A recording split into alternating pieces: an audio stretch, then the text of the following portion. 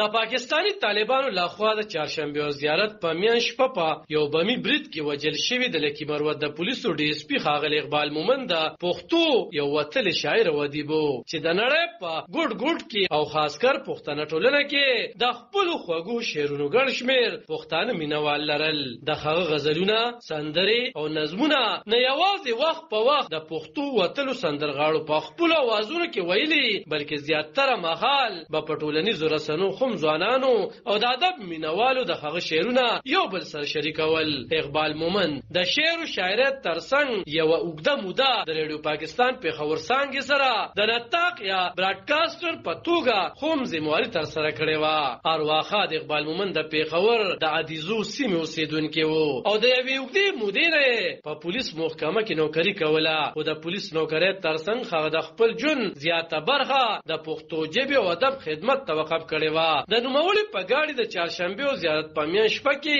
په لکی مروت سیمه کې هغه مخال یو بمی برید شوی چې هغه په یو پولیس تاڼه ترهګرو لخوا د شوی برید په اطلاع کومک لپاره دغه تاڼې ته روانو. په دې برید کې د اقبال مومند ترڅنګ درې نور پولیس عسكر هم وژل شوي او یو تن جوړل شوی دی. تر دې وړاندې هم په نږدې وختونو کې په اقبال مومند ګڼ شمېر ترهګریز بریدونه او بمی چودنې شوي وي خو هغه له دغو بریدونو ژوندی وتلی و. د ادبي تنظیمونو سره تړاو لرونکو نوموړي د پښتو د یوې ادبي ټولنې آهنګ پښتو ادبي جرګې د صدر او د اخلاص پښتو ادبي ټولنې د سرپرست په توګه ذمہواری هم تر سره کولې. د دې ترڅنګ هغه وخت په وخت د پښتو ادبي تنظیمونو په غونډو مشاعرو تنقیدي نشستونو کې برخه اخیسته او په ادبي نړۍ کې د خپل مترقي او رومانوي شاعرۍ لامل یو ځلنده نامه پیدا کړې و. په خپل جون یو مرکه کې ښاغلی اقبال مومند ویلی وو چې هغه شاعري د کالون لسوا شپږم راسي پیل کړي و.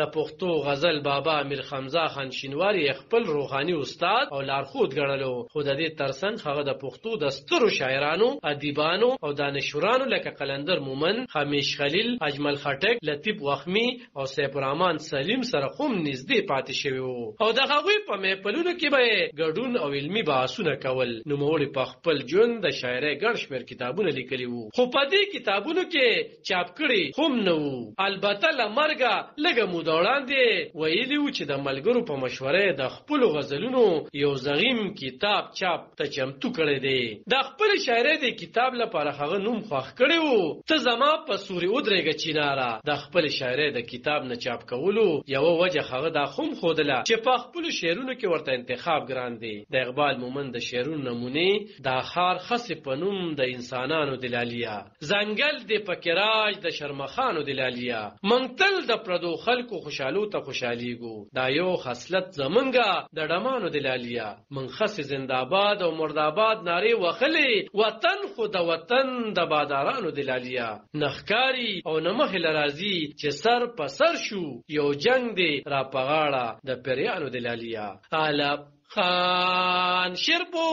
دلبر نیوز 400 د پاکستانی